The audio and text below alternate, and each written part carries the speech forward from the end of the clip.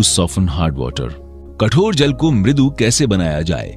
आपको याद होगा कि कठोर जल में साबुन सोडियम स्टेरेट इस्तेमाल करना मुश्किल होता है क्योंकि ये स्कम बना देता है।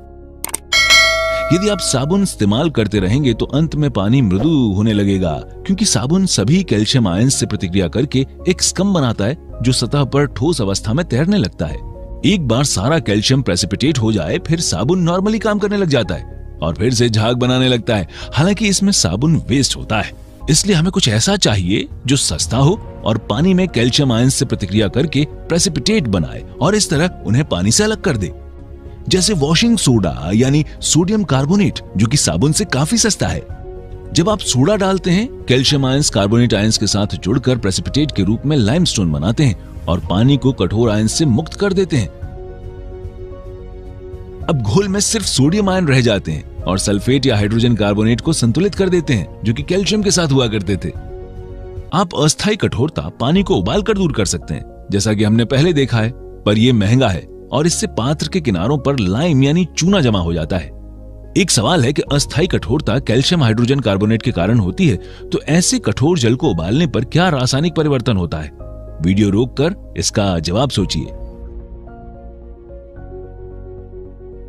इसका जवाब है कैल्शियम हाइड्रोजन कार्बोनेट टूटकर कैल्शियम कार्बोनेट जो कि लाइम स्केल है, कार्बन डाइऑक्साइड और पानी बनाता है। कठोरता दूर करने का सबसे अच्छा तरीका है आयन विनिमय रेजिन इस्तेमाल करना। इनमें क्ले की तरह स्थायी आयनिक लैटिस होता है। ये शुरू में धनात्मक सोडियम आयंस द्वारा संतुलित रहते हैं। जब कठोर जल इनमें से होकर बहता है, कैल्शियम आयंस सोडियम आयंस से बदल जाते हैं, मतलब कैल्शियम आयंस क्ले से चिपक जाते हैं और सोडियम आयन जल में आ जाते हैं। इस प्रकार जल मृदु बन जाता है क्योंकि अब उसमें कैल्शियम आयंस नहीं है। जाहिर है एक समय के बाद रेजिन कैल्शियम आयंस से भर जाता है और इसको फिर से सक्रिय करना पड़ता है और ये करने के लिए गाढ़ा नमक का घोल यानी बहुत सांद्र सोडियम क्लोराइड डालते हैं, जिसकी सांद्रता इतनी अधिक होनी चाहिए कि इससे प्रतिक्रिया रिवर्स हो जाए और कैल्शियम क्लोराइड घोल में आ जाए और कॉलम फिर से सोडियम आयन से भर जाए और इस्तेमाल करने के लिए तैयार हो जाए।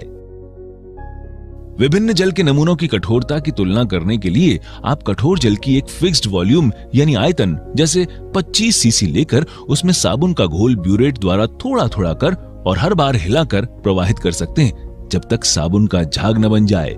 मतलब आपको सतह पर बुलबुले दिखेंगे और जितना साबुन का घोल आपको इस्तेमाल करना पड़ेगा उतना ही पानी अधिक कठोर होगा। संक्षेप में, कठोर जल को मृदु बनाने के लिए कैल्शियम आयंस को घोल में से निकालने की जरूरत होती है। ये वॉशिंग सोडा या आयन एक्सचेंज कॉलम के द्वारा किया जाता है।